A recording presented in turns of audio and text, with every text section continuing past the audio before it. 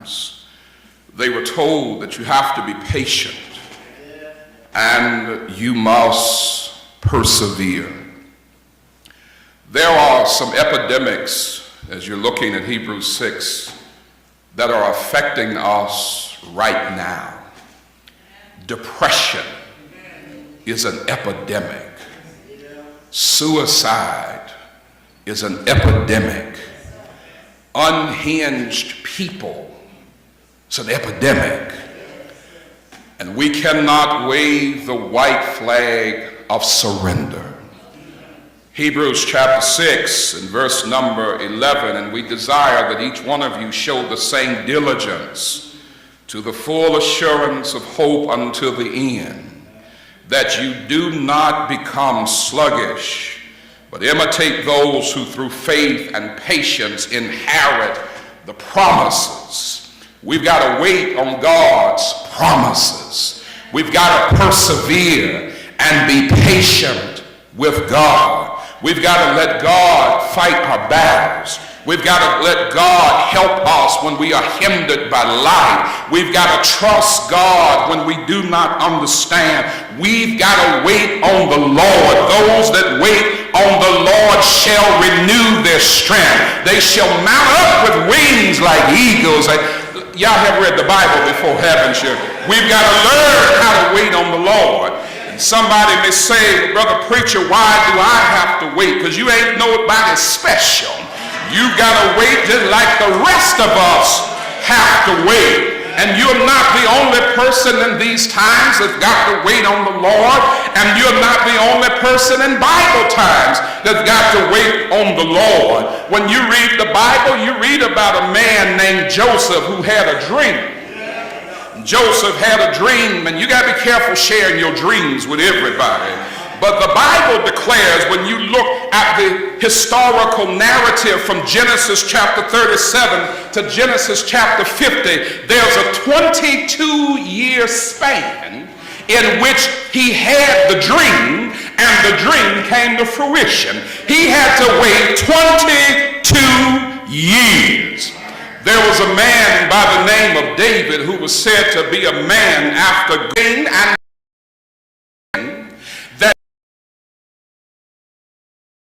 King of Israel. That's 1 Samuel 16 verse 13.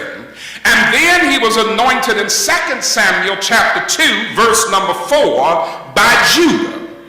Now it's interesting, God has already anointed him king, but we got to wait for folk to catch up. Let me help.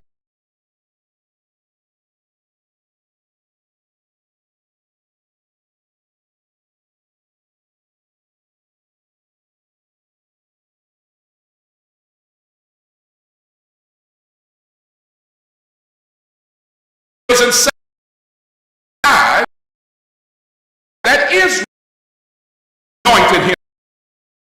Remember that we've got two kingdoms. You've got Judah, you've got Israel, you've got all of these things going on, and you've got the idea that God anointed him, Judah anointed him, Israel anointed him, and with all of this, it took 7 years for what God said in 1 Samuel 16 verse 13. It still took 7 years for everybody else to catch up. We got to wait. We must trust that God's timing is right. And God works not on our clocks. If you have a watch, a cell phone, a clock, understand that time was invented for man and not God. And not God. Because time cannot hold God. Because time cannot hold God. Time cannot define God. Time is in place so that man can exist in time, but God exists before time. God always was, always is, and always will be. A day with God is like 1,000 years, and 1,000 years like a day. Time is different for us and God, because God is not on a clock like we are on a clock. That sometimes you just got to wait on the Lord. Let me help you. Not only did Habakkuk need to wait. Not only did Joseph wait 22 years, David waited 7 years, but guess who else had to wait? Jesus the Christ. When you read the Bible, one of the things that you discover is in Luke chapter 3 and verse 23, Jesus was 30 years old before his ministry began. What's also interesting is that Jesus died at 33. He had a 3-year ministry, but God made him wait 30 years to do 3 years worth of work. There are some times you just gotta wait. What God had him doing in 30 years, we don't know, but he had to wait 30 years to begin a 3-year ministry. I'm trying to tell you that when faith is frustrating, we can't hurry God. If God is not in a hurry, then we can't be in a hurry. So instead of saying, Lord, hurry up, we need to say, Lord, slow me down. We keep saying, hurry up. And God is saying, no, just wait. Just slow down. Let me work and let me do this the way I need to do this. And so I need us to trust God's timing. Second, we need to trust God's teaching. When we look at the narrative in Habakkuk, again, this is talking about Judah. And what Habakkuk needed to understand, and what Judah needed to understand, is that all of what was causing them pain was permitted by God. Now, we tend to want to praise God when things go well. And when things are not well, we blame Satan. There are times that things are not going well, that it is God who's the author of your pain and your problems. And someone would say, why would God allow me pain and problems? Because in pain and problems is teaching. God wants to deal not only with our emotions, but he wants to deal with our intellect. And if we are always in praise, happy, feel-good mode, we don't always get an intellectual understanding because we stay in our emotional experience. See, there are some times, and I'm not upset with good singing, good worship atmospheres. We need to be energetic and excited about God. But there are some times that people say, we had church today. Well, what did you learn? I don't know, but we had church today. It felt good. And just because you are stomping your feet and clapping your hands and having a good time does not mean you're becoming a better person. The real standard is, am I learning more? Am I getting closer to God? And so God will allow us some things because he's trying to teach us. You see, Judah was experiencing this Babylonian invasion because God was punishing them for their wickedness. Now, granted, everything we go through is not necessarily the result of sin and punishment. But we need to understand that God allows us to experience life because he uses circumstances to get our attention. He uses pain and problems to reveal our character. He uses undesired conditions to help us to see truth and reality. He builds us by teaching us and shaping us and maturing us. And it's until we go through something, it may be the only time God really has our attention. Because when we're happy, we ain't got time for God at times. I can't tell you how many times in preaching I've had people, they high on the mountain. They done got a promotion, new job, raise, married, bought a house, whatever. And you can't find them if you were searching for them. And you say, where have you been? Haven't seen you, haven't talked to you. Oh, I'm traveling. Oh, I'm doing, oh, I've been playing some golf. Oh, I mean, they are just living life. Ain't got time for God. but get a diagnosis. Go through some unemployment. Experience sickness, experience death, have some pain and problems. All of a sudden, God, listen, I can tell you, I have been in many a hospital room, many, with folk that didn't have time for God until they got sick. Brother Gibbs, I just want to come to church. And I'm not talking about folk who have been to church and just are down. I'm talking about folk that ain't had time for God. And all of a sudden, when pain comes, they looking for God. And then they want you to stop what you're doing because they in a crisis. Now, when they were up, they didn't have time for you. God uses our problems, our pain, to get our attention and to teach us. Though the Babylonians were invading and plundering and taking advantage of Judah, God used that as an instruction period to say, I'm trying to get something out of you so I can put something in you. And so I want to encourage you that when you're going through something and you find yourself like Habakkuk saying, how long? To maybe ask God the question, what's the lesson? And the reason you want to know what's the lesson is because if you don't pass the test, you got to repeat the course. Third and final is not only must you in this life dealing with violence and problems and pain, trust God's timing, trust God's teaching, trust in God's triumphs.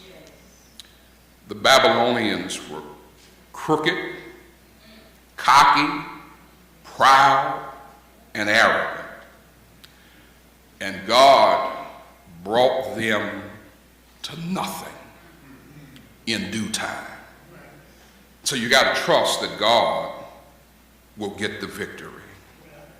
Romans 8:28, we all know it. All things work together for good to them that love the Lord and are called according to his purpose. Faith does not make things easy. It just makes things possible. And you have to let God work and do things on his time.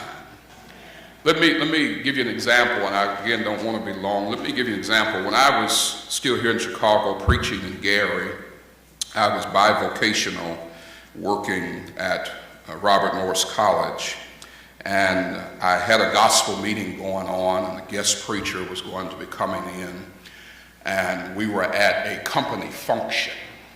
And you know, companies will tell you not mandatory. Now, for younger people, when your job tells you it's not mandatory, that's code word for it's mandatory. They say not mandatory.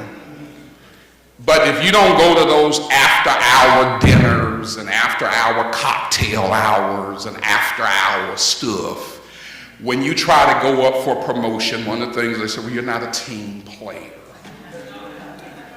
Yeah, you got a degree, but you're not a team player. You know, and so our bosses, they would have barbecues at their house, and they would go out and do different things. And they say it's not mandatory. Listen, if you're young in your career, it really means it's mandatory. And so we were at one of these non-mandatory functions. And I was sitting next to our senior vice president.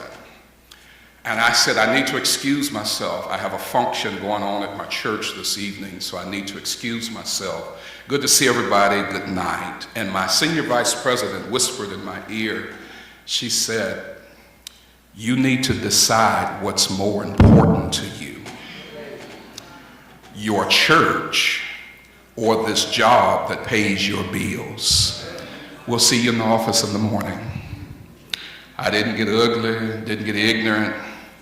I just said, okay, and I went on, and we had our gospel meeting there in Gary, and we did our thing. A couple of months later, the same senior vice president summons me to the fourth floor late in the afternoon. Now, if you have corporate experience, when you get summons to the executive office late in the day, that usually means security is about to walk you out. And my office at that time was on the first floor, and my ride to the fourth floor executive office, maybe 30 seconds. Felt like 30 minutes. And she asked me to have a seat. Nervous, I've got a wife, I got 2 kids. How am I going to tell my wife I done just lost my job? And this senior vice president said to me, "You're a preacher. Can I talk to you?" And she shared with me, she said, "I am going through problems in my marriage. And I come to work early and leave late because I don't want to be at home." Then she said to me, "My daughter attempted suicide. And the school has been calling me because my son is constantly in trouble. And I remember you are a preacher. And so I called you here to ask you for your counsel and your prayers." Now, this is the same lady that told me you need to decide between your church and your job that pays your bills. And I prayed with her, I counseled with her. You know, I kept getting promoted after that. They were just promoting me and promoting me. And then they put me on the team to become a vice president. And my wife was working at the college. And my wife and her boss, a separate boss, had a little disagreement and tiff, and I shared this with my senior vice president. She said, "Your wife having a problem?" And she didn't. You think this is only on television? She did the wink and the gun. She said, "I got you." They called downstairs and told my wife, "Clear out your desk, come upstairs. We're putting you in a different position. We're going to raise your pay, and we're going to take care of you because we need your husband to be okay." This is the same lady who said, "Decide between your church and your job that pays your bills." What I'm trying to tell you is that God's timing, God's teaching, and God's triumphs don't happen when we want them to happen. But you just got to trust God. Don't wave the white flag of surrender and hold to God's unchanging hand. And while you ask God for bigger, better, and more, bigger houses, better cars, and more money, ask God to give you faith to conquer life so that life does not conquer you.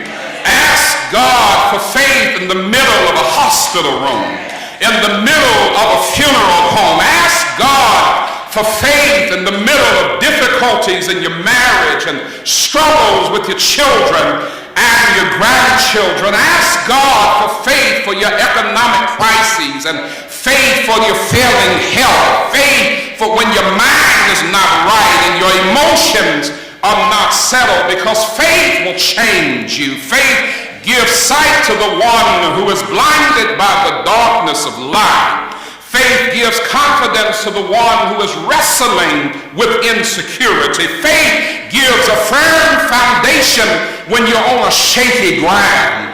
Faith is a divine friend to the one who has been abandoned by earthly friends. Faith causes you to stand when fear buckles